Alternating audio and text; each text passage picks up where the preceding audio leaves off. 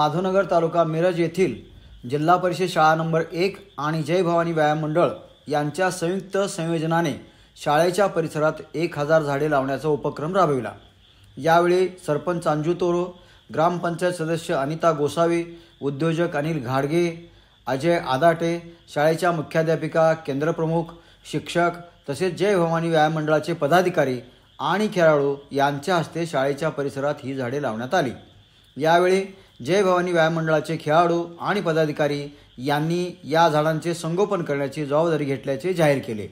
निसर्गाचा बदलता समतोल राखण्यासाठी वृक्ष लागवड व संवर्धन ही सध्या चळवळ होण्याची गरज बनली आहे। यावेळी शाळेच्या मुख्याध्यापकांनी उपस्थितांचे आभार मानून शाळेच्या प्रगतीला हातभार लावण्याची इच्छा व्यक्त केली। मी किरण गोसावी या शाळेचा माजी विद्यार्थी आणि आज मॅडमांनी जे 1000 झाड लावायचा उपक्रम राबवलेला आहे त्याच्यात आम्ही सहभाग होऊन हा झाडांची देखरेख व निगराणी आम्ही करणार, त्याची आम्ही घेतो।